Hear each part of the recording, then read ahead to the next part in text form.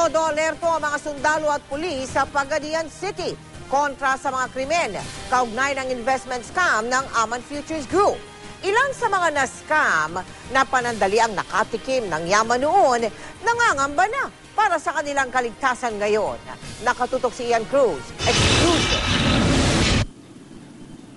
Sa dami ng namuhunan sa Aman Futures Investment Scam at sa laki ng perang pinaniniwala ang itinakbo nito, inaasahan ng mga taga-Pagadian, maging ng mga pulis at militar na posibleng magkagulo. Ang matindi, may isang insidente na ng kidnapping. Sa record ng 103rd Brigade ng Philippine Army, 4 ang kinidnap noong November 1 sa may highway ng Sagiran, Lanao del Sur.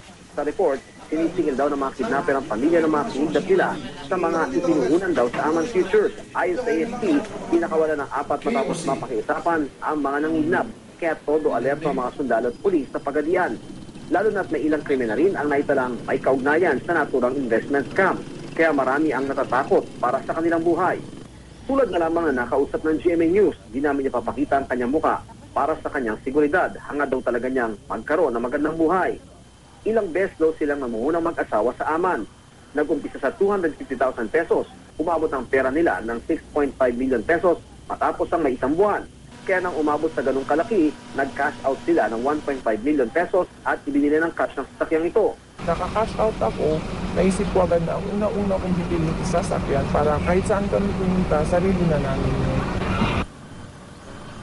Bukod sa magarang sasakyan, nakabili rin sila ng kulang 1 milyong pisong halaga ng alahas.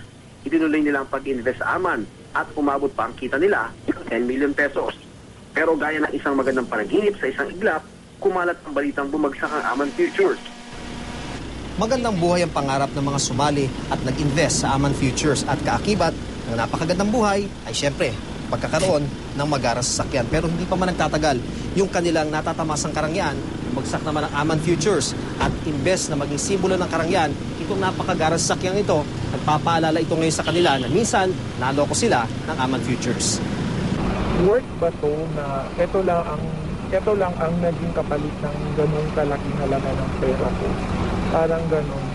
Malungkot pero kung ano naman o parang minsan iniisip ko na masakit pero parang minsan na lang din binabaliwala ko kasi parang maluluka na rin. At dahil sa kagustuhang makabawi, nag-invest muli ang mag-asawa sa Visionaire 2020 ng 1 milyong piso. Kamakalawa lang, inaresto ang nasa likod ng Visionaire 2020 na ayon sa NBI ay isa ring scam. Kasi inisip namin bago o makabawi agad kami, ganun, pero nakakalungkot talaga. Eto na naman, victim na naman. Mula rito sa Pagadian City, Ian Cruz, nakatutok.